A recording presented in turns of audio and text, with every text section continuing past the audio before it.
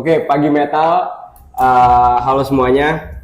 Eh, aku Dylan, perwakilan dari keuangan IMED FTUI 2024. Balik lagi dengan kegiatan kami, kegiatan rutin selama setiap TW, yaitu NKCTKHI, atau nanti kita cerita tentang keuangan hari ini. Nah, buat hari ini gue nggak sendirian nih, gue lagi sama, boleh kenalin dulu mungkin Bang? Ya, sebelumnya salam kenal, saya Muhammad Bilal Bizar Abdillah Fitra. Saat ini alhamdulillah diamanahi jadi ketua umum HIPMI PTUI atau Himpunan Pengusaha Muda Indonesia Perguruan Tinggi Universitas Indonesia. Sekarang juga diamanahi jadi independent advisor-nya Super Mileage Vehicle Team UI, dan juga memiliki kafe di Kemang, Apolmite namanya. Ada juga di Pasar Minggu, insya Allah pertengahan bulan ini kita reopening, namanya Lamongan Cafe and Bistro. Ada juga kaki lima di Tebet, namanya Japanese Zoo. Nah, mungkin sekedar itu aja sih untuk tipis-tipis lah tentang diri gue. Nah, tapi kalau dari setiap yang kakak atau abang pegang tadi itu bisa diceritain nggak sih Bang, kayak bermula-mula dari mana gitu? Oke. Jadi sebenarnya awal mulanya itu dari Lamongan Cafe Bistro. Walaupun sebenarnya Apolmite ini udah lebih tua daripada Lamongan, tapi awalnya itu Apolmite ini belum gue pegang sebenarnya. Awalnya itu gue bermula di Lamongan Cafe Bistro. Ini mungkin cerita sedikit ya, mungkin ini bisa menginspirasi teman-teman IMED ya. Iya. Dulu itu gue angkatan 2020 masuk. Gue ini anak teknik elektro UI, DTE. Dulu pas awal tuh gue tipikal yang bisa dibilang mungkin mau rajin lah. Jadi pas awal gue belajar, ngerjain tugas tepat waktu. Kalau misalkan teman-teman ada yang pada mintain jawaban tugas, gue bantuin. Sampai banyak banget yang bikin gue pinter. Walaupun ya itu debatable. Saking rajinnya ya. Iya. Yeah. Kalau misalkan lagi ujian, lagi ulangan, pada nanya, pada ngechat kayak Lau tahu nggak nomor ini. Iya. Makin kesini udah nggak bisa jawab lagi tuh. Mungkin awal-awal dulu bisa, sekarang udah enggak. Nah, tapi dulu tuh gue pas SMA gue juga gitu. Awalnya juga gue SMA rajin, pinter. Alhamdulillah dapet undangan, makanya gue bisa masuk UI. Tapi makin lama gue makin mikir. Nanti pas gue dewasa, makin gue gede, nyari duit ya, gue tuh nggak bisa cuman berbekal pinter doang. Pinter dan rajin belajar itu nggak ada karit gitu. Makanya dari sana gue ngelihat juga teman-teman gue pada berkembang gitu. Pas sudah masuk kuliah pada berkembang, ada yang masuk BEM, ada yang jadi panitiaan di organisasi dan kepanitiaan. Kok gue gini-gini aja gitu. Kok gue sama aja kayak gue pas SMA, cuman kerjanya belajar doang, ngerjain tugas doang. Akhirnya gue ngerasa gue harus make the better of me gitu. Gue harus bikin someone yang lebih baik dari gue yang kemarin. Akhirnya gue coba melihat ada nggak usaha yang bisa gue bikin gitu. Awalnya gue pengen bikin burger, karena zaman dulu tuh burger masih dikit. I see. Dulu tuh kayak Flip itu baru, kalau nggak salah belum ada. Terus juga Burger Bangor tuh belum ada dulu. Banyak burger belum ada buka dulu. Jadi gue ngerasa dulu masih belum banyak nih yang jualan burger proper tapi harganya murah gitu. Ada gue belajar bikin burger. Banyak lah tes food gue bikin burger tuh. Awalnya gue pengen bikin tempat burger doang. Nah, terus setelah gue bikin resepnya, keluarga gue bilang, di Jakarta nih kalau nggak bikin kopi orang males, kurang. Nyemangatnya kopi ya. Iya, jadi makanya gue belilah tuh mesin kopi. Gue coba bikin kopi. Oh, enak ternyata. Nah, setelah itu udah gue siapin tuh resep kopi sama resep burger doang tuh awalnya. Nah, gue terus mikir, gue nggak mau ini cuma keluar duit dari keluarga gue doang. Gue pengen ini idea bisa gue pitching ke orang-orang. Akhirnya dari ide tersebut gue bikin pitch deck. Gue awalnya gue coba chat-chatin tuh teman-teman gue yang gue lihat ini punya duit nih teman-teman gue ini nih. Awalnya malu tuh, awalnya gue nggak berani, tapi gue berani diri, gue DM-in satu-satu, bro, gue ada something nih yang pengen gue omongin. Habis itu gue pitching ke mereka tertarik, gue izin ke mereka buat nge-pitching ke orang tuanya. I see. Karena itu zaman kalau nggak salah semester 2 kalau nggak salah. Semester 2 itu ya siapa sih yang udah Iya, ngasih duit betul. sendiri Betul, gitu betul, yang betul, duitnya betul. banyak Apalagi di baru kantong semester 2 sendiri. banget ya. Iya. Jadi gue pikir ini walaupun gue pitching ke orangnya, Iya. pasti yang bakal chip in bukan dia. Betul. Pasti orang tuanya. Iya. Makanya pitching tersebut gue bawa ke orang tuanya. Alhamdulillah kemarin dapat 4 investor. Oh, I see. Iya. Jadi dari 4 investor itu dapat pendanaan. Dari pendanaan tersebut kita bangunlah itu kafe, namanya Lamongan Cafe and Bistro, dibuka di 2022 Januari. Nah, jalanlah itu. Nah, sebenarnya dari 2020 Februari itu Apolma itu udah buka. Oh. Tapi adalah something happen yang merasa investornya kurang puas dengan I see. performanya. I see. Dan mereka ngelihat sama kinerjanya Lamongan Cafe and Bistro. Dia ngeliat, wah bagus juga nih cara gue ngeran cafe ini. Karena Yeah. gue punya prinsip kalau ngelakuin sesuatu tuh jangan pernah setengah-setengah. Harus selalu all out. Iya. Mau hasilnya kayak gimana pun, mau misalkan salesnya turun atau Yeah. apapun, tetap aja kasih all the best gitu. Konsistensi. berarti Iya, ya? konsistensi sama semangat itu I penting see. banget. Yeah. Karena mungkin aja hasilnya belum dilihat dari sekarang gitu. Betul, Tapi yang tahu di depan itu bukan kita. Gitu. Cuma Yang di penting kita atas maksimal, yang tahu. kan? Yang penting kita ngeluarin yang maksimal Iya. aja gitu. Alhamdulillah karena prinsip gue itu orang-orang dari investornya Apolma ngeliat lah performa gue di Lamunan. Akhirnya gue ditarik, gue dijadiin manajer dan dijadiin pemilik juga bisa dibilang. Dari situ baru 1 hari, baru selangkah gue masuk, gue langsung tahu masalahnya apa. Oh, I Dan see. pas sebulan gue ngejalanin Apolmite, itu gue langsung nge-cut cost dari operasionalnya sampai 50%. Oh. Dan salesnya gue double pada bulan itu dan beberapa bulan ke depannya. Oke. Dan sampai sekarang akhirnya gue masih megang Apolmite dan gue juga bisa dibilang ada beberapa bisnis lain kayak misalkan dari sana karena gue udah udah terjun ya ke F&B ya. Dan gue juga punya banyak SDM yang bisa gue minta kayak bikinin resep lah dan lain-lain. Itu alhasil jadi ngebuat gue bisa ngecabangin beberapa bisnis baru. Kayak misalkan di Apolmite ini kan kita gue renov, gue bikin dia jadi compound space. Ada 1 space kosong. Nah, ada temen gue ngajak lah partneran bikin bisnis. Gue pikir ya udah sekalian aja bikinnya di Apolmite. Akhirnya jadilah Kyoto Yakitori Bar. Ini jualan yakitori. Bedanya sama yakitori biasa, kita jualan namanya yakitana. Yakitana tuh yakitori tapi panjangnya segini. Nah, nggak ada tuh di tempat lain. Oh iya. Nah, selain Kyoto ini, lahirlah juga Japanizu. Japanizu ini kaki 5 makanan Jepang. Harganya murah-murah, mulai dari 20.000 tuh udah bisa. Nah, jadi 100.000 tuh berdua udah kenyang banget lah, udah makan, appetizer, mau minum. Nah sekarang juga ada puding gyukaku tuh di sana. Harganya kalau di gyukaku kan 40.000. Nah kalau di kaki 5 gue cuma 12.000. Tuh. Itu bisa tuh dicobain. Bisa coba di ini ya. Iya. Nah, gitu sih mungkin cerita gue. Ada beberapa bisnis lain yang kayak misalkan karena bisnis gue banyak dan gue ngerasa marketing agency itu lumayan ya. Akhirnya gue bikin marketing agency sendiri yang nge-support sama bisnis gue, namanya Noted. Nah, sebenarnya kemarin tuh gue juga bikin ada photo booth, tapi karena gue ngerasa tangan gue udah lumayan full, hasil gue jual ke temen gue. Mungkin penasaran soal ini aja sih Bang. Tadi kan lu sempat sebut dari semangat gitu ya. Apalagi kita sebagai orang teknik gitu jatuhnya yang emang bener-bener into the system banget gitu. Kita belajar apa yang kita dapat gitu dan bener-bener fokus pada core competence kita gitu. Lagi-lagi ini Abang jatuhnya core competence udah beda ya kan. Apalagi di dunia kayak bisnis dan lain-lain. Nah, menurut Abang kenapa sih Abang bisa terjun ke situ dan waktu itu kayak motivasinya gitu apa sih Bang gitu? Kayak apakah Abang waktu itu tidak melihat potensi yang sesuai Abang mau di pas masuk sebagai mahasiswa teknik itu Bang? Ya, jadi sebenarnya agak ada cerita ya. Ini mungkin bisa dibilang gue terjun ke sini gara-gara COVID sebenarnya. Oh, jadi sebenarnya keluarga gue tuh anak ekonomi semua.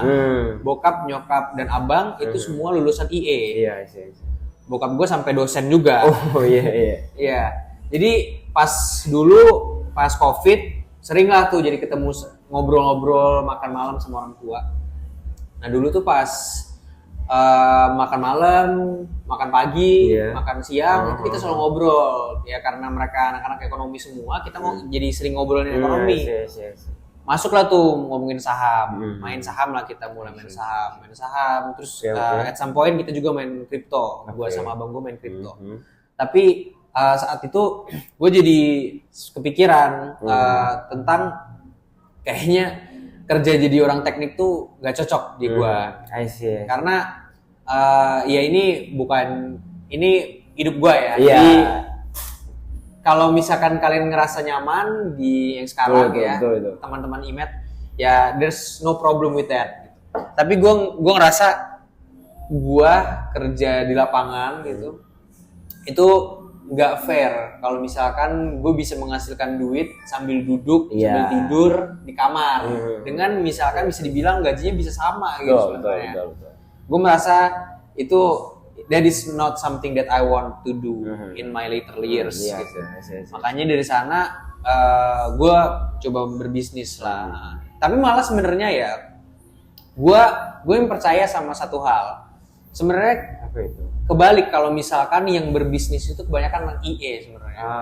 Anak IE, anak ekonomi itu ya mereka tahu fundamental bisnisnya. Tapi menurut gue sebenarnya yang bikin bisnis itu bukan anak IE atau anak FEB. Yang bikin bisnis itu harusnya anak teknik. Karena yang inovasi itu kita sebenarnya. Mereka tuh hanya punya sistemnya, gimana cara ngejalaninnya kan. Nah, tapi sebenarnya yang menciptakan sesuatu itu anak teknik.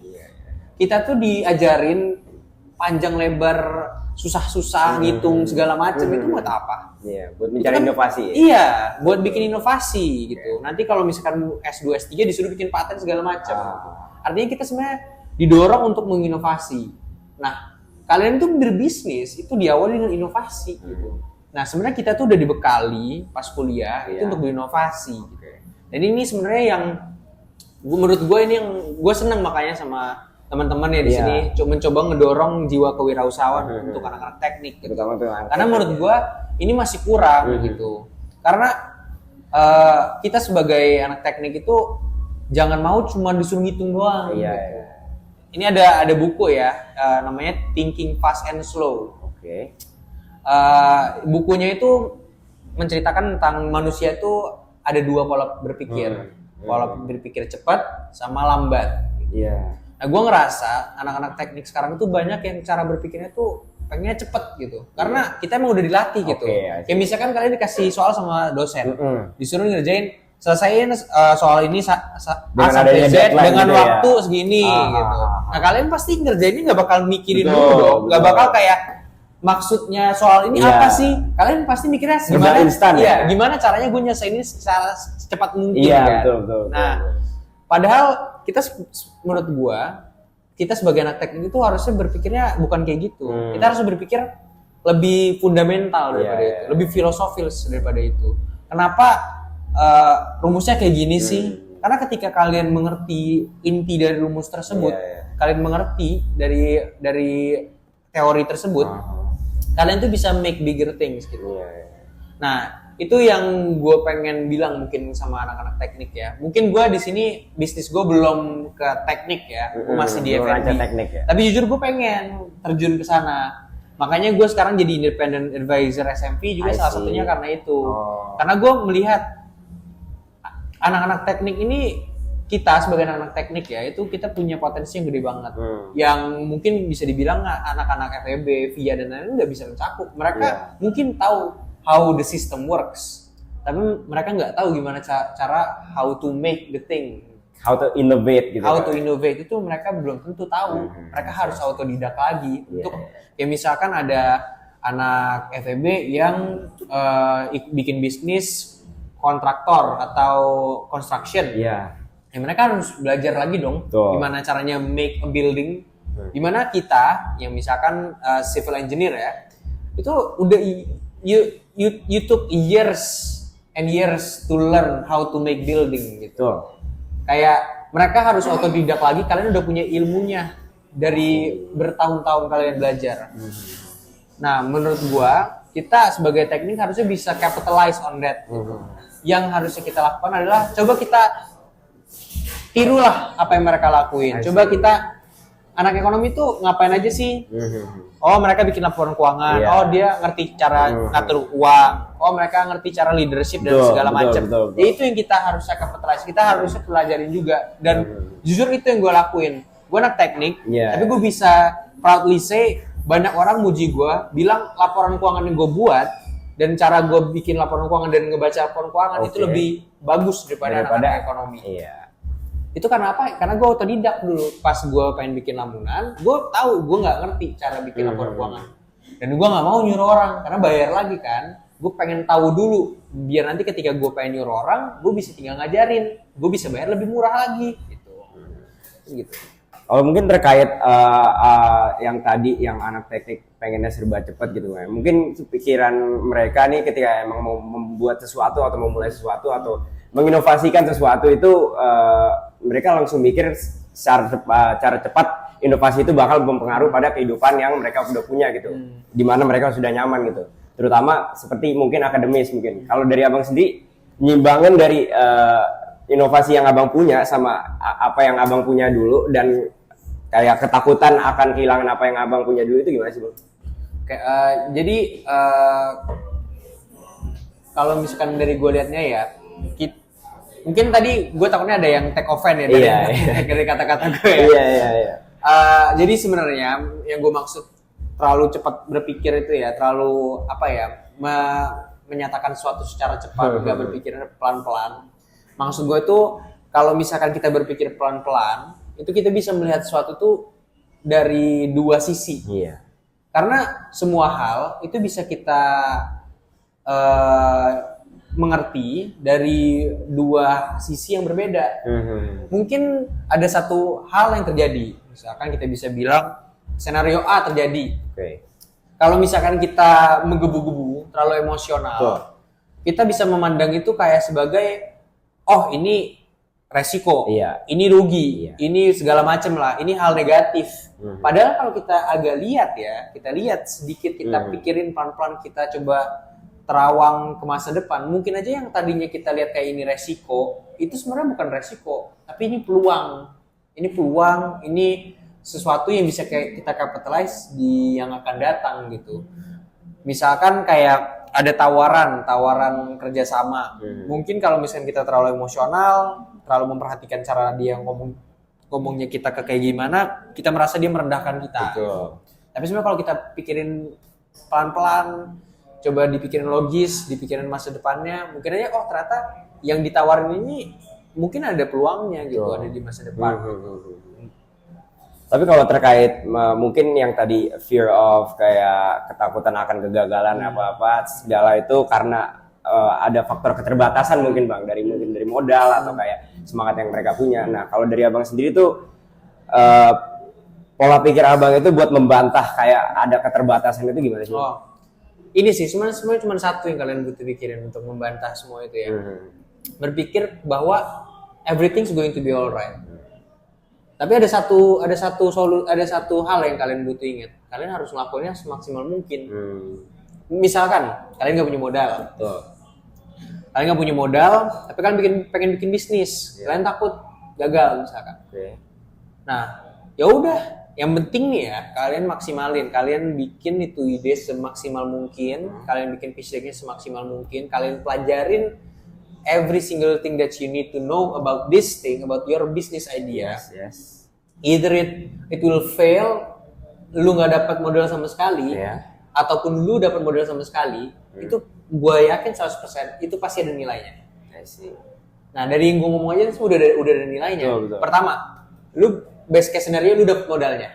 Nah ya kan, worst case scenario misalkan lu gak dapet modalnya. Tapi jangan, nah ini yang gue bilang coba pikirin pelan-pelan. Emang lu gak dapet modalnya, tapi lu dapet ilmunya. Lu dapet ilmu cara, misalkan lu udah belajar gimana cara bikin laporan keuangan. Lu dapet ilmu cara bikin laporan keuangan. Lu dapet ilmu bikin pitch deck. Lu dapet ilmu nge-pitching orang. Itu gak semua orang punya gitu. Misalkan emang gue bukan orang paling pinter Betul. dari teknik elektro gitu. Tapi gue bisa proudly say ketika gue kemarin sidang skripsi, gue bisa convince dosen gue kalau gue pinter banget. Oke. Nah itu nggak semua orang bisa. Iya. Dan itu berharga banget. Jadi jangan pernah berpikir kalau misalkan kalian salah or something itu benar-benar salah. No, karena di hidup ini nggak ada yang namanya gagal sebenarnya. Cuman adanya sukses atau learning. I see. Tuh. Oke. Mungkin kalau dari abang itu kan ilmunya yang jelasin secara gimana ya? Ngelihat keterbatasan itu dari segi inisiatif kita ya. Tadi abang jelasin. Kalau mungkin dari pengen nanya aja sih, waktu itu untuk manajemen dari apa yang abang pengen bangun itu gimana sih bang? Kayak abang aturnya gimana? Kayak mulai dari apa yang harus dikontak?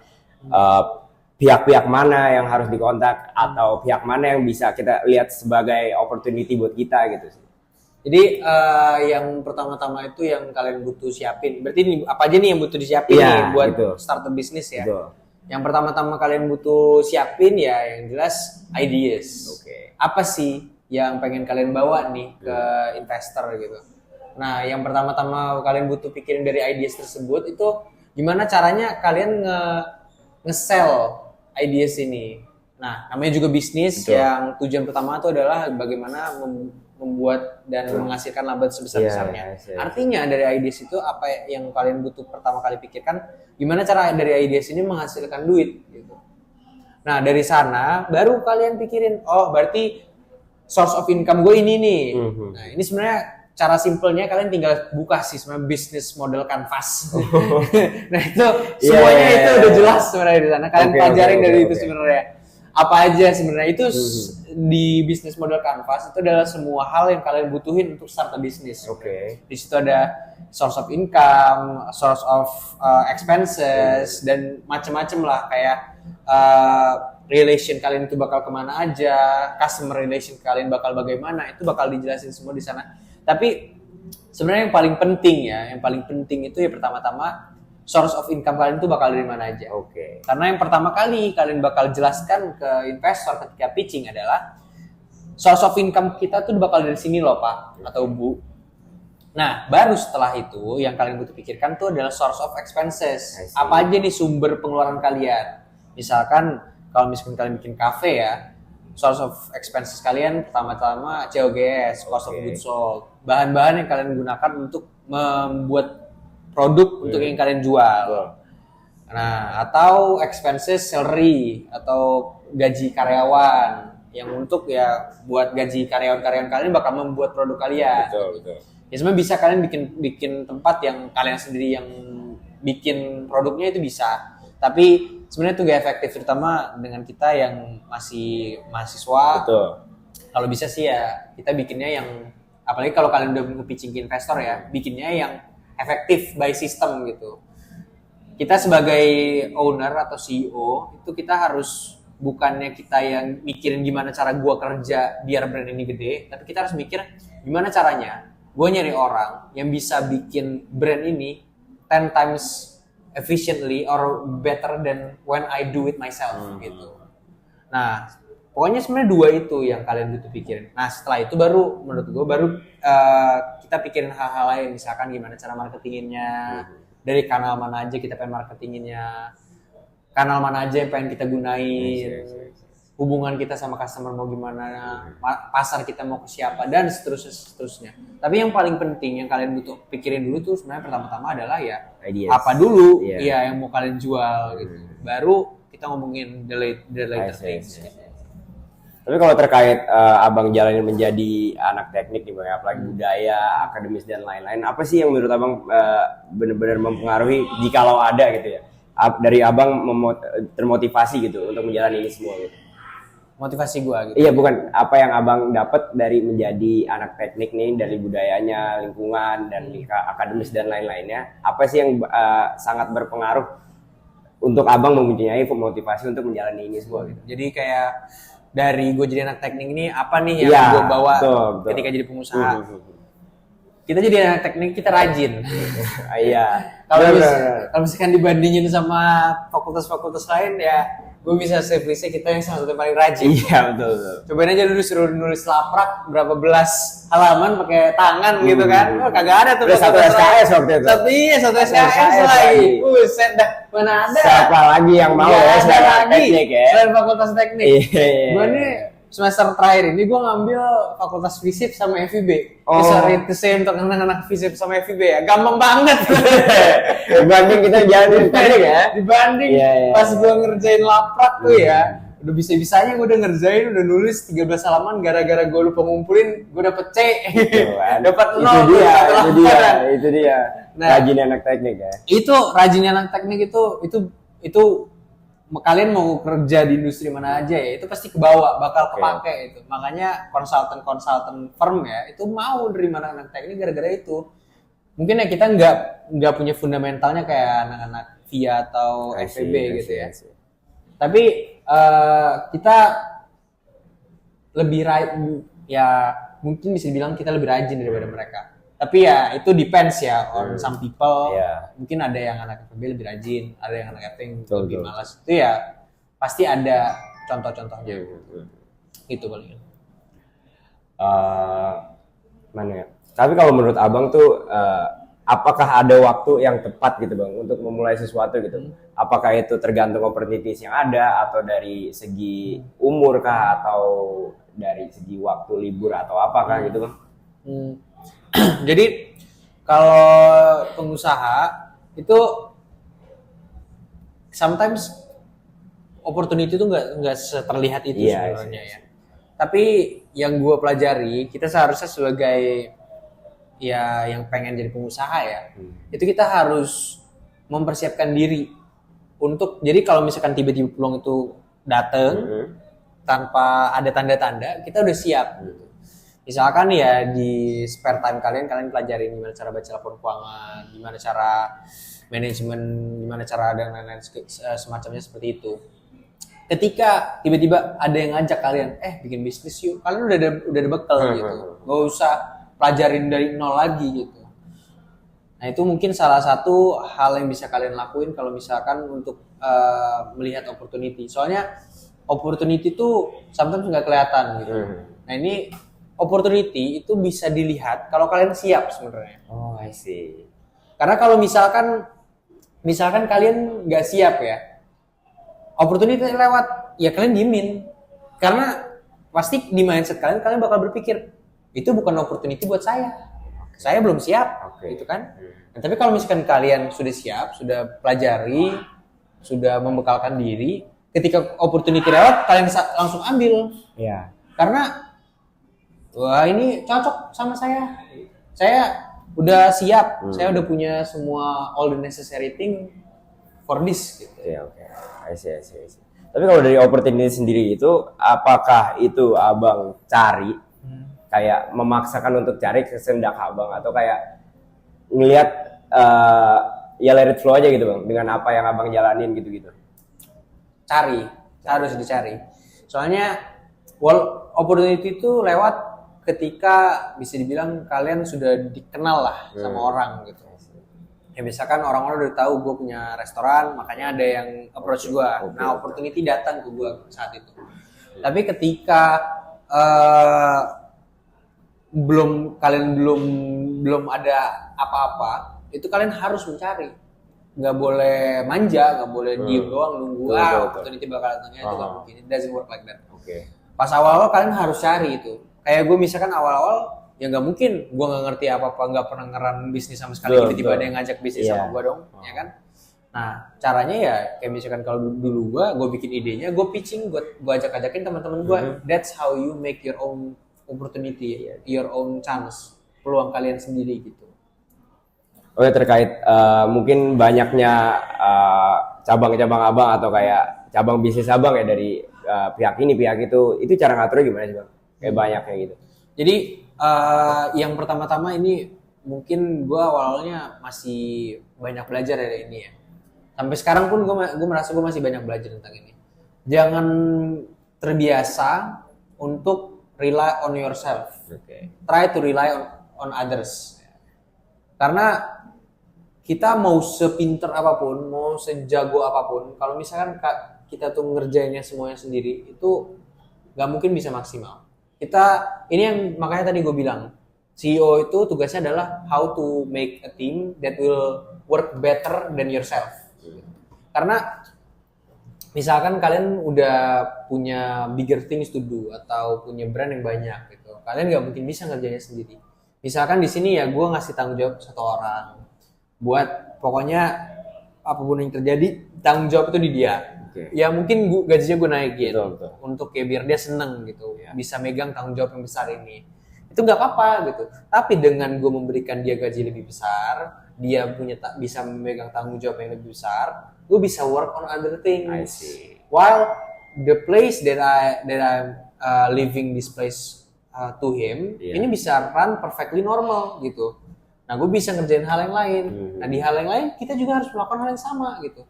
Kerja kita sebagai CEO itu kita bird's eye view bisa dibilang. Kita helicopter view. Kita yang di atas, kita yang mantau. Everything is alright, everything is good. Gitu. Oke. Bukan kita yang turun gitu. Nah, jangan. Kalau bisa jangan kayak gitu. Kalau bisa itu kita mantau. Kita sebagai CEO itu kita harus memikirkan bagaimana ini sistem itu work as efficiently as possible gitu. Ya misalnya gue bisa nyontohin. Dulu pas awal gue buka Lamunan, buka puasa, alhamdulillah viral. Setiap hari itu pasti ratusan orang datang. Full terus. Tapi gara-gara sistemnya gue belum benerin dan dulu gue masih terlalu rely on someone untuk mikirin sistemnya buat gue. Alhasil gue kena komplain banyak banget. Oke. Sampai-sampai buka puasa makannya baru keluar jam 8. Nah, tapi tahun depannya gue bikin tim yang lebih bagus, gue bikin sistem yang lebih efisien. Yang tahun lalunya kena komplain itu disida dengan karyawan sampai 15 orang. I see. Tahun depannya gue cuma 9 orang, gak ada komplain sama sekali. Dan itu dari awal puasa sampai lebaran, itu full book. Gak bisa datang kalau gak reservasi. Dan itu gak ada komplain sama sekali. Semua makanan itu pasti keluar jam 6 sore. Mungkin itu kan balik lagi jadi terkait mencari orang-orang yang tepat, Bang. Nah, dari lo mungkin tadi mencari orang yang dari kapasitas 15 yang mungkin kurang secara kualitas tapi 9 bisa, dan cari-cari orang yang tepat bahkan dari awal yang lo ngomong kalau opportunity yang teman-teman lo itu. Nah, untuk terkait mencari orang yang tepat buat ajak kerja sama itu gimana sih Bang dari cara lo sendiri? Kalau misalkan ini dua hal yang berbeda ya, mencari partner sama mencari worker itu a whole different thing. Oke, I see. Kalau partner itu first of all kalian tuh harus memikirkan orang itu yang bisa memenuhi apa yang kalian butuhkan. Misalkan kalau misalkan kalian orangnya tipenya worker, yang rajin, yang idealis dan lain-lain, kalian carinya tuh angel investor atau orang yang punya duit gitu. Jadi kalian propose kalian, ini gue ada business ideas, ini potensi dapetin duitnya segini. Tapi gini problemnya bro, ini gue jujur aja kalau masalah modal gue masih kurang. Tapi gue paham betul nih sama pasar ini. Lu mau gak? Lu chip in, lu diem aja, lu tidur di kasur lu, gue yang ngerjain, lu tinggal terima duit aja, mau gak? Gitu. Nah jadi untuk partner, kalian cari orang yang bisa mengisi apa yang kalian gak punya gitu. Jangan sampai kalian mencari partner yang sama kayak kalian. Misalkan kalian tiba-tiba dapat partner yang rajin, idealis, punya visi misi yang berbeda. Nah, itu jangan sampai kayak gitu. Karena ketika kalian udah kayak gitu, itu kalian pasti bakal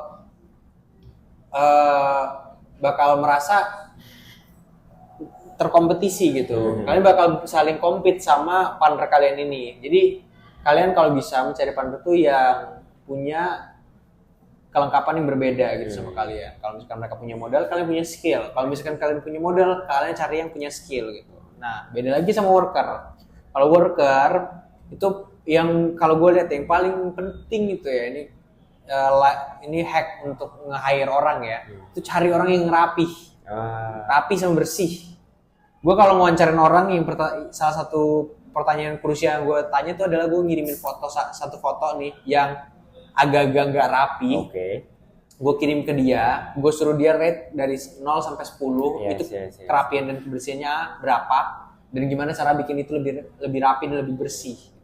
Nah, kalau misalkan dia nilainya itu di bawah 5, nah itu lumayan tuh artinya ini orang rajin, ini orang rapi. Nah, setelah itu baru kalian lihat dari tata keramanya dia, dari cara dia ngejawab kalian, dari skill mereka kalau misalkan kalian membutuhkan yang skill base-nya cukup tinggi. Nah, setelah itu ya udah kalau misalkan kalian pengen ini juga gue ngasih hack juga nih untuk nge-screening CV ya. Screening CV itu yang penting tuh pertama-tama kalian cari yang dekat rumah. Oke. Kalau orang awam itu suka kelamaan nge-screening CV. Kalian tuh ketika ngebuka lowongan itu sometimes kalian bakal dapet hundreds or even thousands of CVs yang harus kalian go through. Oke. Nah, jangan sampai kalian ngabisin waktu CV satu persatu gitu. Makanya biasanya gua kalau misalkan pakai email ya, itu biasanya kalau misalkan mereka nggak nulis header atau apa itu langsung di skip aja, nggak usah dilihat. Karena kalau misalkan dia nulis header aja nggak keinget, itu artinya orangnya nggak kompeten gitu aja. Nah kalau misalkan udah gitu, baru kalian lihat CV-nya. Nah terus itu baru kalian lihat lokasi mereka tinggalnya di mana. Terus baru lihat terakhir mereka kerjanya apa. Gitu. Itu kalau dengan sistem kayak gitu, itu kalian bisa ngelewatin hundreds of CV itu bisa sejam cukup lah sebenarnya untuk 300 CV gue dulu pernah nge-screening sejam cukup kayak gitu. Itu kan tadi gue kayak pull back to the fundamentals buat bangun kewirausahaan ya. Tadi itu terkait SDM. Kalau terkait dari uang sendiri, Bang, pandangan lo gimana sih? Gimana uang itu bisa dibilang cukup ketika lo membangun kewirausahaan? Benar kata lo uang itu wise untuk digunakan buat membangun usaha, gimana uang itu bisa dikelola nantinya dan lain-lain gitu. Pertama-tama ya, terutama untuk bisnis pertama ya. Bisnis pertama itu kalau bisa ya ini it depends on who you're talking to ya. Ada beberapa pengusaha yang bilang udah resikoin semuanya biar kalian gigih segala macam. Ya tapi gue nggak mau menyarankan yang terlalu beresiko lah untuk teman-teman. Kalau menurut gue pertama-tama terutama untuk bisnis pertama untuk kalian mempelajari how things works, itu pertama-tama ya kalian gunain uang yang aman, uang dingin lah bisa bilang. Jangan pakai uang panas gitu. Karena kita apalagi masih muda gitu, masih belum ngerti. Soalnya kalau kalian udah kerja dan lain-lain, udah lebih mapan, udah lebih paham dengan how things work, kayak misalkan how perusahaan works dan lain-lain itu oke. Mungkin kalian bisa mulai pakai duit panas. Tapi kita apalagi masih muda, masih belum pernah nih, apalagi belum pernah megang duit gede gitu. Itu pakai duit dingin dulu gitu. Antara itu duit simpanan orang tua yang mau dipinjemin ke kalian, atau duit investor yang orangnya udah bilang ya ini duit jujur aja ini bisa hilang kapan aja, gue nggak peduli gitu. Nah karena ini bisa dibilang bisnis awal itu adalah bisnis untuk belajar sebenarnya.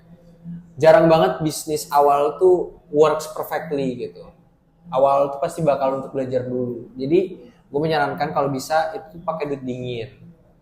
Untuk pertanyaan yang kapan tahu duitnya cukup, itu pertama-tama ya ketika kalian bikin yang source of income, source of expenses, itu kalian bakal ketemu modal kalian itu butuh apa. Ketika kalian nyari source of expenses, kalian baru bakal ketemu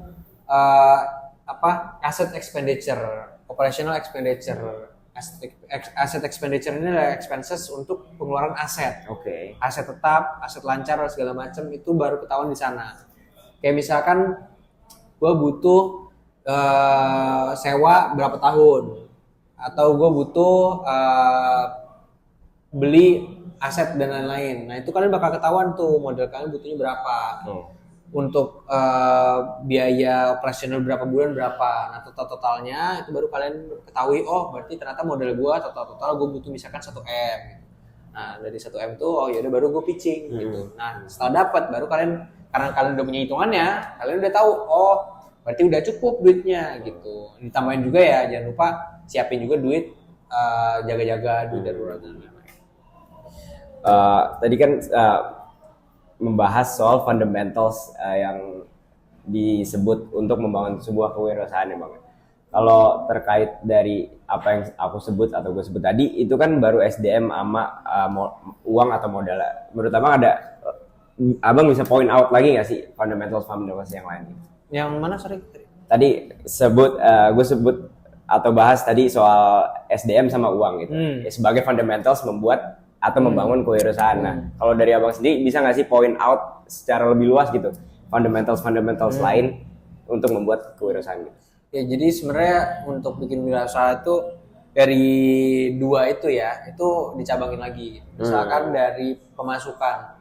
Dari pemasukan itu gimana sih kalian ngejualnya gitu? Gimana cara kalian nge-marketingin selling point kalian itu atau hal-hal yang kalian pengen jual ini. Nah, dari hal-hal yang kalian jual ini baru kalian pelajarin how to market it gitu. Misalkan ya kalian pelajarin digital marketing, I see. Offline marketing dan lain-lain. Itu harus kalian pelajarin. Misalkan digital marketing pertama sekarang ya, kalau misalkan kalian itu tipe bisnisnya yang B2C atau business to customer itu atau consumer itu kalian butuh banget untuk pelajarin marketing, terutama digital. Karena misalkan sosial media, Instagram, Facebook, TikTok itu penting banget ketika kalian udah masuk ranah B2C.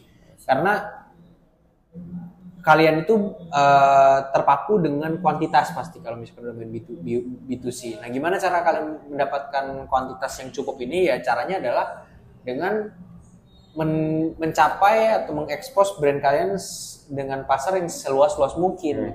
Gimana caranya dari setelah dilihat sama pasar kalian diterima, ya itulah ketika kalian mempelajari digital marketing. Itu bisa dipelajari lewat TikTok dan lain-lain tuh. Banyak banget yang bisa kalian pelajari.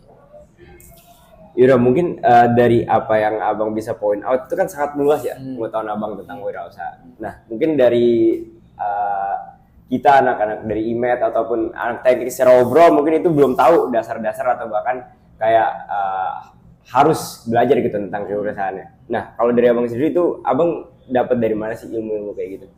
Pertama-tama gue dari internet ya. Kita jujur aja di masa 2000-an ini ya. Mungkin emang duit itu melemah ya, harga-harga menaik gitu. Tapi jangan lupa juga sebenarnya cara untuk mencari duit tuh bisa dibilang sekarang ya ada banyak cara lah untuk menghasilkan duit sekarang ini. Salah satunya itu dari internet ya. Banyak banget yang kalian bisa pelajari dari internet.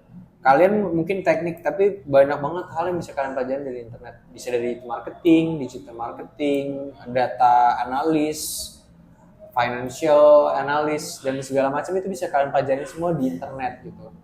Dan caranya gampang kok sebenarnya. Intinya satu, emang kalian maksimalin, kalian tanya ke diri kalian, apalagi sih yang gue butuhin gitu. Nah, awalnya ya mungkin ya dari video ini kalian bakal nangkep tentang bisnis model Canvas. Nah, dari bisnis model Canvas itu coba kalian cek apa aja sih yang dibutuhin sama bikin bisnis. Soalnya kalau misalkan kita omongin ini bakal berjam-jam. Jadi coba kalian search, coba kalian cari. Karena pasti itu bakal membuka a whole new world lah buat kalian, apa aja yang kalian butuh pelajarin. Tapi take it easy gitu. It's not going to be fast. Don't rush things gitu. Take it easy, search one by one, pelajarin satu persatu. Misalkan awal, gue mau pelajarin tentang laporan keuangan dulu, tentang neraca keuangan dulu, tentang keuangan in general, keuangan in business itu gimana cara pelajarinnya. Terus setelah itu gue udah ngerti ini gimana cara nge-manage bisnis, apa aja yang gue butuhin, gimana cara ngurusin pegawai, gimana cara nge-hire pegawai, gimana cara buka lowongan dan segala macam. Itu take it easy, pelan-pelan. Karena ya bikin bisnis itu kan kayak struktur ya, kayak bikin rumah. Awalnya fondasi dulu, lama-lama dinding, lama-lama atap, lama-lama jadi gitu. Tiba-tiba nggak nyadar udah jadi. Iya, tiba-tiba jadi. Ya capek bikin rumahnya. Betul. Tapi tiba-tiba rumahnya jadi. Jadi intinya semangat, maksimalin, jangan lupa untuk selalu give it your all. Whatever happens is for the best of us, for the best of you. Pasti hasilnya itu mau mungkin kalian lihatnya itu nggak enak atau mau kalian lihatnya itu enak, itu pasti udah the best untuk kalian. Intinya pelajarin aja apapun itu yang kalian butuh pelajarin. Coba cari tahu, pokoknya kita sebagai wirausahawan ya, itu don't stop thinking. Jangan pernah stop imaginating, jangan pernah stop thinking, jangan pernah stop untuk make things a better place, a better thing. Gue sekarang jujur aja ya ini ada plus minusnya ya, bisa jadi nggak bisa tidur, bisa jadi banyak lah. Tapi gue sekarang nggak bisa banget kalau diem itu nggak mikirin sesuatu. Pasti gue harus mikir antara tentang bisnis gue yang sekarang atau misalkan gue pengen bikin bisnis yang kedepannya, itu gue selalu mikirin. Misalkan ada bisnis yang gue nggak bisa jelasin sekarang, tapi ada bisnis yang gue lagi pengen bikin, itu gue pikirin terus. Gimana cara sistemnya, walaupun gue nggak pakai apa-apa ya, gue nggak nulis di mana-mana, gue pikirin aja gitu. Misalkan gue sambil nyetir ya, gue sambil mikirin itu. Gue pengen tidur, gue sambil pikirin itu. Gue sambil di Grab, itu gue pikirin itu. Kalau misalkan lu nggak mau bikin tentang ideas, coba pikirin apa ya yang belum gue kerjain. Nah itu dikerjain jadinya. Karena kita cuma punya waktu 24 jam dalam sehari, itu benar-benar dipakai semaksimal mungkin gitu. Jujur, gue kalau misalkan ada sehari nih, kalau misalkan nggak produktif, itu gue pasti nyesel, gregetan, dan gue pengen kalian resah gitu. Ini bukannya ini ya, tapi merasa gitu aja ya. Iya, tapi jujur aja gregetan sih, kayak aduh sayang banget harinya gitu, nggak ngapain gitu.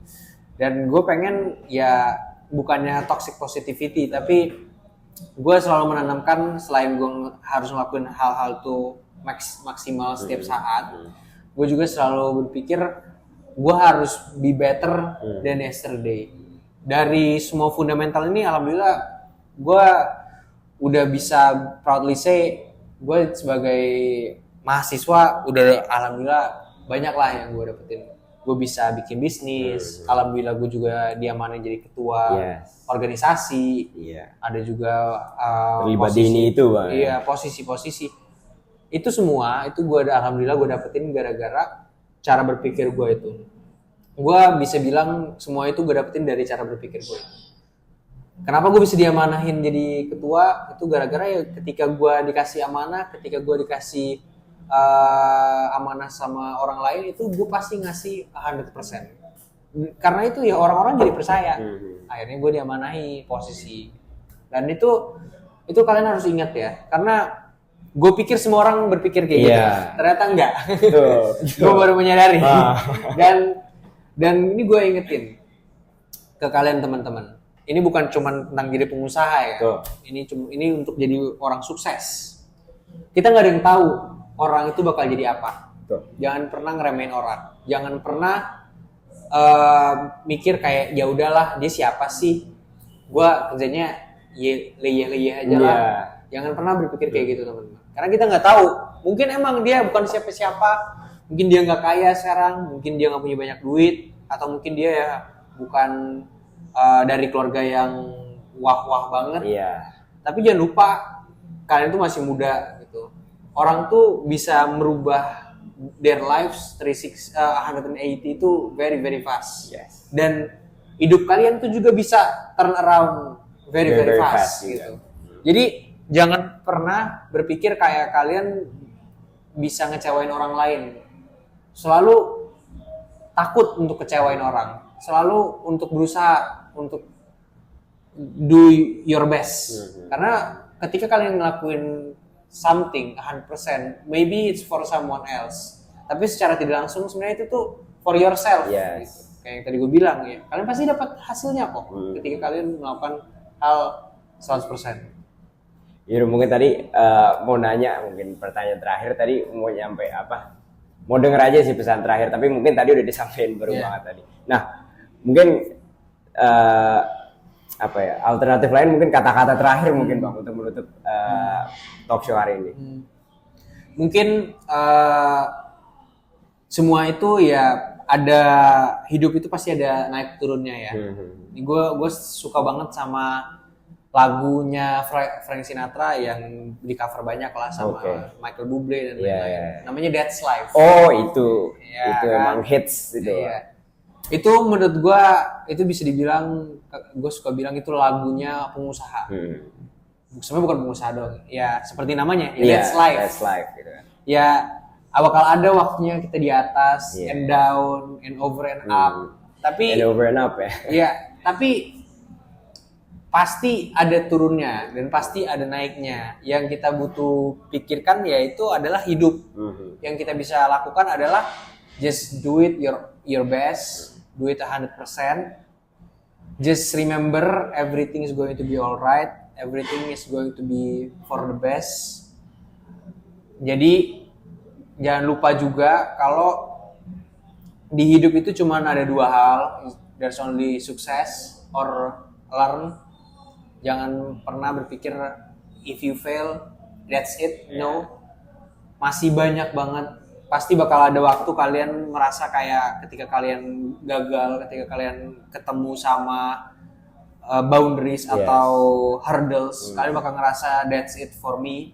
No, that's not it for you. That's not it for you. Yeah. There's a lot of things that you need to do in your life, especially when we're still young. Yes. Kita masih 20-an, Yes. even kalian masih ada yang 19 ya, betul. ada yang 18, ada yang belasan tahun. Iya, tapi intinya life is still so far. Life is still so far. Yeah. We don't know, kita nggak tahu. Nggak bakal tahu, bener-bener besok aja kita Besok itu nggak nggak tahu. Tapi don't forget, time is relative. Gitu. Okay. Jadi just do your best gitu. Jangan pernah menyerah. Itu apalagi untuk orang-orang pengen jadi pengusaha ya. Wah, kalian kalau jadi pengusaha, makanya sebenarnya untuk jadi pengusaha itu bukan, it's not for anyone. It's not for everybody. Everybody. Karena ya banyak orang yang nggak kuat lah bisa dibilang. Yes. Ditonjok sama hidup, disuruh bangun lagi, disuruh Berkali-kali tonjok ya. lagi, disuruh bangun lagi. Yeah. Itu nggak semua orang Bisa. dan siap untuk itu. Nah, tapi untuk orang yang mau, ya prepare yourself, even though ya it's not going to be easy.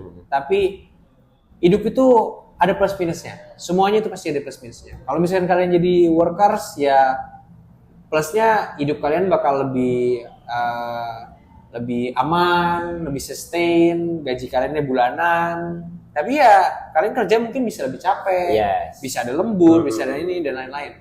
Tapi kalau jadi pengusaha, ya mungkin kerja kalian bakal nggak setiap hari ke kantor, sekali-sekali lah ke QC, sekali-sekali ke kantor. Tapi jangan lupa, there will come times where you need to work on it 24/7. Itu bakal ada. Dan bakal ada juga waktu kalian nggak dapat duit sama sekali, itu bakal ada juga. Jadi it's your life, it's your guys' life. Pick it how it's best for you. Apakah workers' life is the better choice for you, atau misalkan kalian mau take a leap of faith and try to be an entrepreneur, itu nggak ada salahnya untuk dua hal ini. Ini cuman kalian butuh nerawang aja. What's the best for you gitu. Mungkin itu bisa jadi pesan atau kata-kata terakhir ya untuk penutup talk show hari ini. Terima kasih Kak atau Bang Bilal udah nyempetin waktunya dan memberi semua wawasan atau pengalamannya buat di podcast ini, podcast NKCTHI, atau nanti kita cerita tentang keuangan hari ini. Nah, semoga itu bisa membuat atau mendorong mahasiswa teknik terutama di IMED untuk menjalani atau membangun kewirausahaan yang ada di benak-benak mereka. Udah. Terima kasih Kak terima kasih banyak atas waktunya. Semoga sukses selalu untuk apa yang Kakak jalani semuanya. Ya, makasih banyak. Makasih dia. Sukses semua.